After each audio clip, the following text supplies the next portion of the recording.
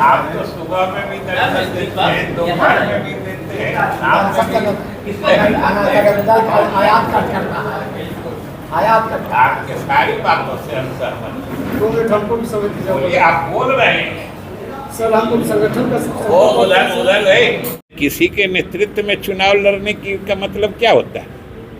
आज तक कोई बता दे कि कोई गठबंधन या कोई पार्टी अगर कहती है कि हम फला नेता, जैसे इसमें एनडीए के सारे लोग कह रहे हैं कि हम नीतीश कुमार जी के नेतृत्व में चुनाव लड़ेंगे और हो ही रहा है, तो स्वाभाविक रूप से इस गठबंधन के नेता और जो नेता होते हैं वही मुख्यमंत्री बनते हैं। इंडिया अलायंस तो कहेंगे कि जेडीयू भाजपा में हो गया, पोस्टर जो लगा है। ठीक है, इंडिया अलायंस के लोग कहेंगे जेडीयू भाजपा में हो गया। देखिए, ये सब तो हम पहले कह रहे हैं ना कि हम लोगों की इतनी मजबूती से एकजुटता ये बहुत लोगों को खटकती है, तो वो लोग अपने अपने हिसाब से कुछ कुछ बोल के ट्राई करते रहना चाहते हैं कि कैसे हो, इसमें दरार पैदा करे, कैसे हो, लेकिन वो सब अंत में मूर्छित हो जाएंगे।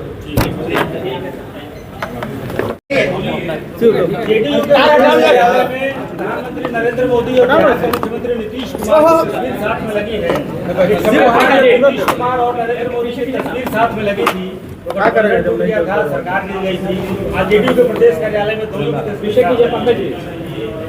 देखिए,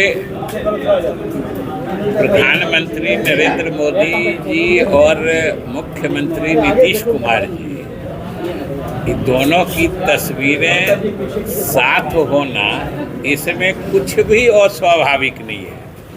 दोनों साथ हैं और हमारे मुख्यमंत्री नीतीश कुमार जी भी बार बार इस बात को स्पष्ट कर चुके हैं।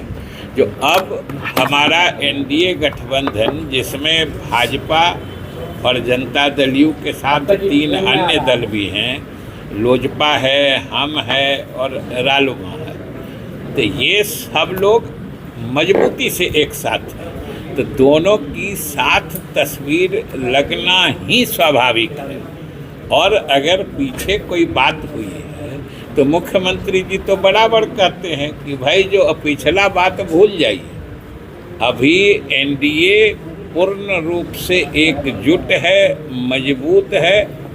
यही तो कारण है कि विपक्ष हतोत्साहित है। इसलिए हम कह रहे हैं कि ये दोनों की साथ तस्वीर तो हम समझते हैं पूरे बिहार में लगा हुआ है, बिहार के जनता के दिलों में दोनों की तस्वीर साथ है, तो इसमें क्या अस्वाभाविक है? पार्टी कार्यालय में पहली बार है नहीं लगाई गई है, तो ये संयोग हो सकता है, लेकिन इसमें कुछ नया देखने खोजने की कोई जरूरत नहीं।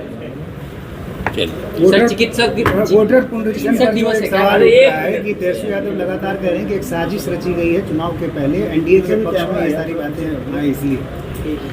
देखिए, इसमें साजिश कैसे हो सकती है कि जो चुनाव आयोग कर रहा है वो तो बार बार आयोग की तरफ से स्पष्ट किया गया है कि ये गहन पुनरीक्षण जैसा मामला है कि दोनों चीज़ है। चुनाव आयोग तो बार बार कह रहा है कि कोई सही मतदाता छूटे नहीं, वो लोग इसका ख्याल कर रहे हैं, इसी से तो सबको आश्वस्त हो जाना चाहिए।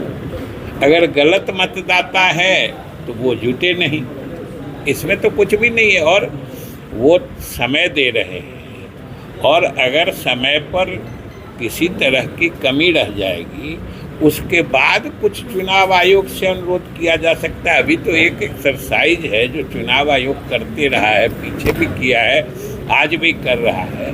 अभी तो हम यही कहेंगे कि सारे राजनीतिक दलों को भी इसमें आगे बढ़ के अपने कार्यकर्ताओं के माध्यम से सहयोग करना चाहिए, और अगर इसके क्रियान्वयन में बीच में किसी तरह की कठिनाई महसूस होगी तो हम समझते हैं जो चुनाव आयोग को उसके संबंध में बताया जाएगा। चुनाव आयोग तो बार बार स्पष्ट कर रहा है। उनका कहना है कि बहुत आबादी के पास डॉक्यूमेंट्स जो हैं, जन्म प्रमाण पत्र से संबंधित डॉक्यूमेंट्स मांगे जा रहे हैं। एक बड़ी आबादी ऐसी, हालांकि 3 करोड़ लोग ही अब ऐसे हैं जिनको इनकी आवश्यकता होगी, लेकिन वो उनके पास है नहीं। देखिए सर, ये इसी से तो समझना चाहिए कि बड़ी आबादी जिससे ये डॉक्यूमेंट के चक्कर में जो परेशान होती है उसका तो निराकरण चुनाव आयोग ने कर दिया है कि 2003 तक के मतदाता सूची में जिनका नाम है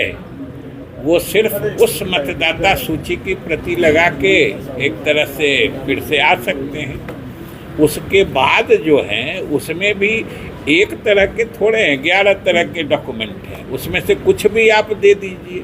और अगर उन दस्तावेजों या डॉक्यूमेंट्स को प्राप्त करने में आपको क्या कठिनाई हो रही है वो बताया जाएगा अगर खास तौर से, तो उसको भी चुनाव आयोग देखेगा। प्रशांत किशोर कह रहे हैं कि जेडीयू को 25 से कम सीटें आएंगी, लिख कर दे रहा हूँ। वो पहले भी लिख के कई बार दे चुके हैं। लिख के तो इसलिए देते हैं कि आप लोग बाद में पूछते नहीं। वोटर लिस्ट को लेकर आरजेडी कांग्रेस ने हो गया क्या इधर पूरे बिहार में आह्वान किया है बिहार बंद का सीपीआई-एमएल की तरफ से?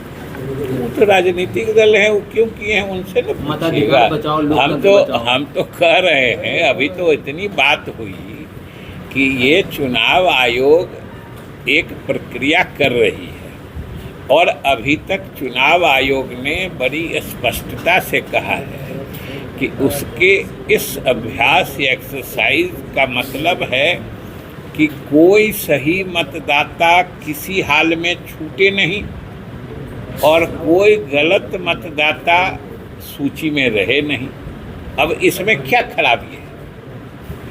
अगर किन्हीं को, अब तो हमने कहा ना कि अब तो हम लोगों को राजनीतिक दल के नाते अपने अपने कार्यकर्ताओं को लगा देना चाहिए कि वो लोग इसमें सहयोग करके सही मतदाताओं का नाम दर्ज करवा दें, फिर से पुनर्प्रविष्टि करा लें।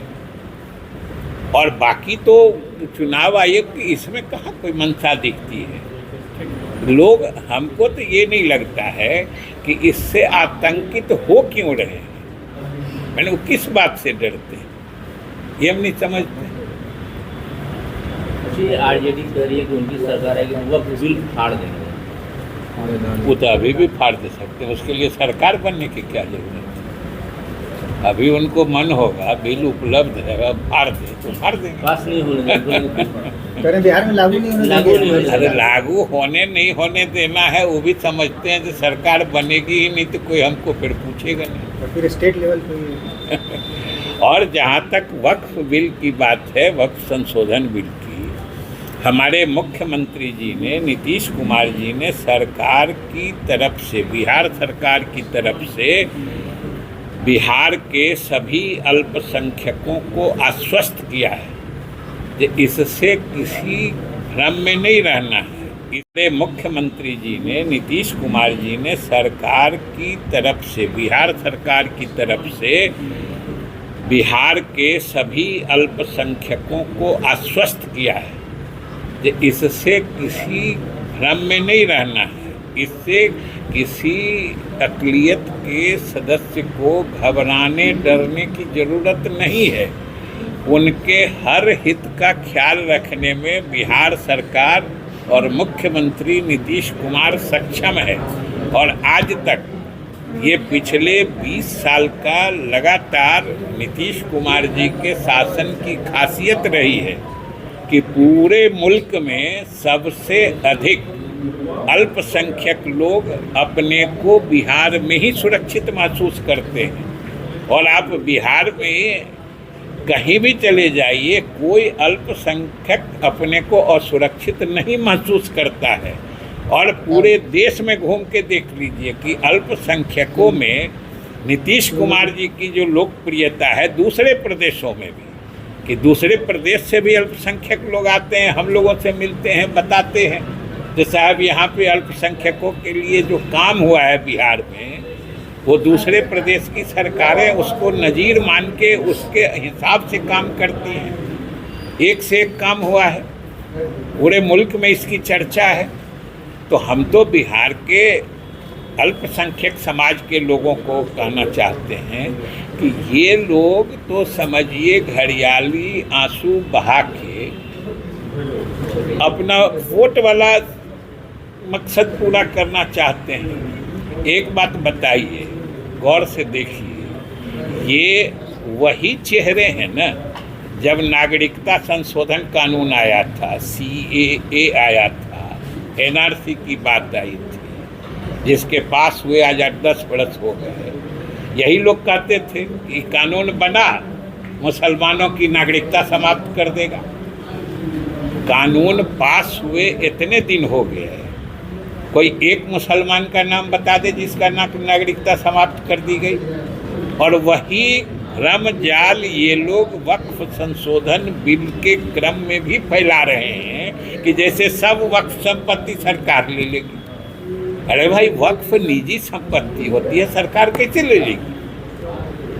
ये तो सुप्रीम कोर्ट तक में फैसला हो चुका है कि किसी की निजी संपत्ति, आज तो 6 फीट लोग हम लोग सड़क बनाने के लिए निजी संपत्ति पर चाहते हैं तो कोर्ट रोक देता है। इतनी ही बड़ी संपत्ति, वक्फ की संपत्ति कैसे सरकार ले लेगी? यहाँ देश में कानून है, संविधान है, न्यायालय है, और सब लोगों ने बिहार के अल्पसंख्यकों को संतुष्ट किया है, आश्वस्त किया है। और इस मामले को भी उच्चतम न्यायालय भी देख रही है। उसने भी कभी ऐसा नहीं कहा है कि इससे सरकार की मंशा खराब है।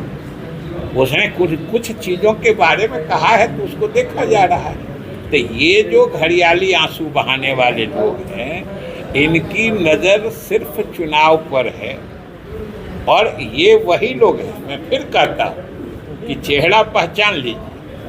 जो नागरिकता संशोधन कानून आया था, तो ये यही लोग हैं जो कहते थे कि बिहार के मुसलमानों की नागरिकता समाप्त कर देगा, या देश भर के मुसलमानों। किस किस की नागरिकता समाप्त हुई?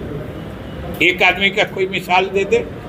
और ख़ास तौर से तो हम बिहार के अल्पसंख्यकों को सरकार की तरफ से मुख्यमंत्री जी के संवाद को और मुख्यमंत्री जी के संदेश को पहुंचाना चाहते हैं कि बिहार के मुसलमान आश्वस्त रहें, मुतमईन रहें कि उन आने वाले समय में किसी कानून से उनका हित बिगड़ने वाला नहीं। प्रशांत किशोर वाली बात पूरी नहीं हो पाई थी। उनका इतने आश्वस्त क्यों है कि जेडीयू को हर हाल में 25 सीट से कम भी आएगी? वो आश्वस्त अपने मन का होता है, हमें आश्वस्त हो जाए तो उसमें आप क्या कर सकते हैं?